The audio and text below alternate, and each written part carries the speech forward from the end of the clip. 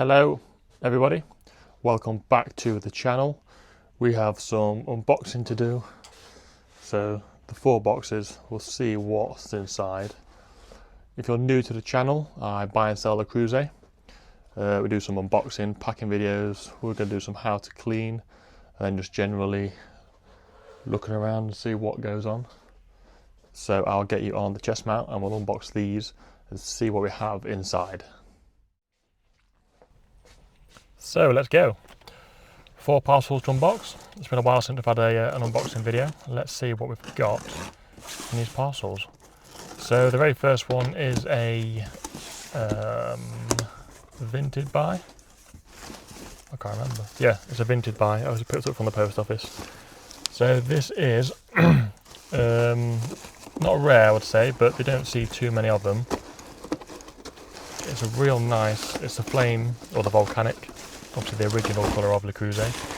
It's a little square terrine dish, or little bread oven, bread dish, whatever you want to call it.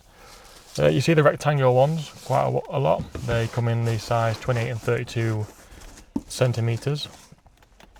But a square one, not seen too many. So I'm not sure whether I'll keep this and then sell it with a rectangular one, or just check prices on it and maybe sell it on its own if it's worth doing. Because the price to send this on its own or with a matching rectangular one, the postage price wouldn't change, because it'd go with DPD, and obviously 5 to up to 30 kilos is the same price, which is one of the reasons I use DPD in the first place. So in our second box, these are all at eBay now. This is the one that I picked up and it kept jingling, so I wasn't overly hopeful on what the condition might be inside. So we'll have to see what it's like once we get this open. But packaging wise, not the best. It is nice to see. Obviously I have a rough idea of what I've bought and I know what's inside and the size of. And obviously when I see the boxes and realise that there's not much going on. So this one has no padding whatsoever. Lucky for the seller that it's not damaged, obviously otherwise it will just go back in this box. And they'll just have to hope that it's not broke when they receive it. But really old, you tell instantly just by the number on the lid, the BC. So a real vintage piece of Le Creuset in a brown, so it doesn't really stand out, but it's the age will help it sell a little bit. And obviously condition wise, absolutely filthy, well used, years and years of use. And then on the bottom it has like the griddle lines, if you like, rather than the smooth base. But it should clean up. It'll never look obviously as new as it did, but obviously a lot better than what it does now. Someone might use it as a showpiece rather than actually using it. But that was more of an experimental buy, just to see what I can get it to. This is something I've watched for a while on eBay. It won't sell for a lot of money, but I'm more wondering how clean I can get it. It's just a tiny little like gratin dish, or I don't know, maybe a little pie dish, or just a serving dish. It's in like the mushroom brown, the hazelnut colour. So it's from that age of, you know, the 70s, the 80s. But I'm intrigued just to see how clean I can get it, because it wasn't expensive to buy. It won't be a high ticket item to sell, but it'd be nice to get it back looking good. And if someone has it as a little whatever, then someone else gets some use out of it. And then our final package to unbox, again from eBay. It's a shallow casserole dish. So these always sell well.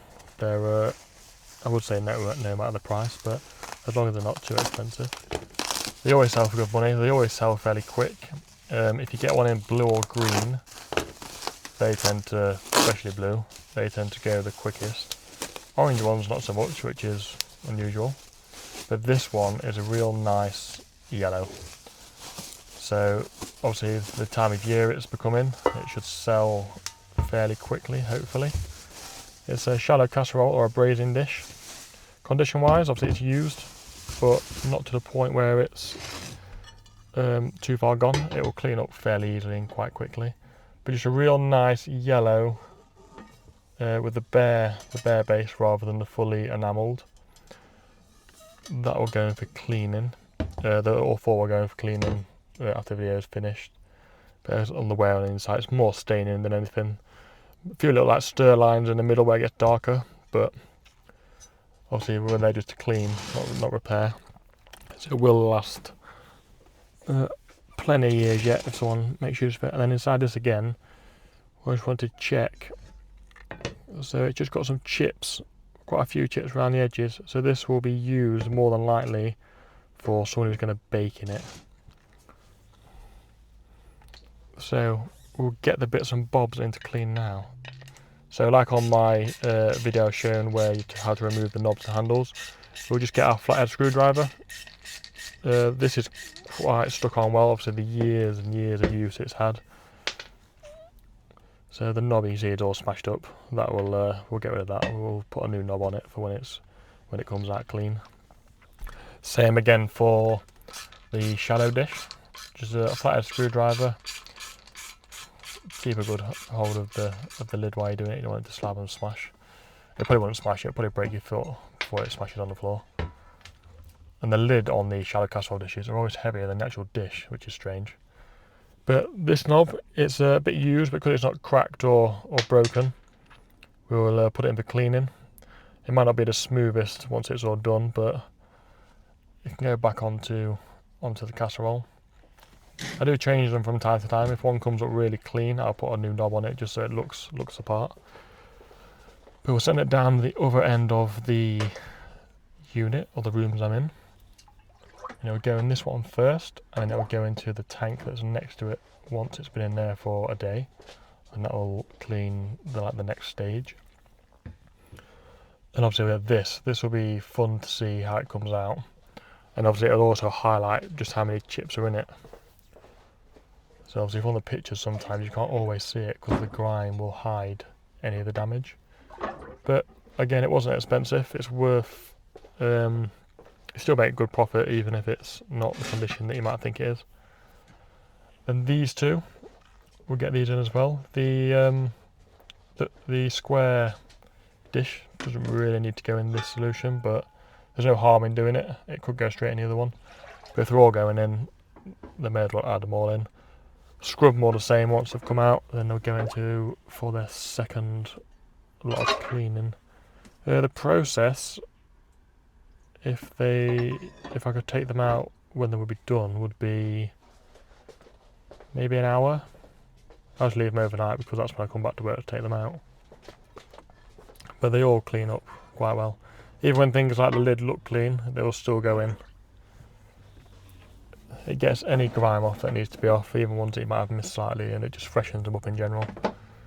So we get all those in. Just make sure everything's submerged properly like this. We don't want anything hanging out because then it will leave.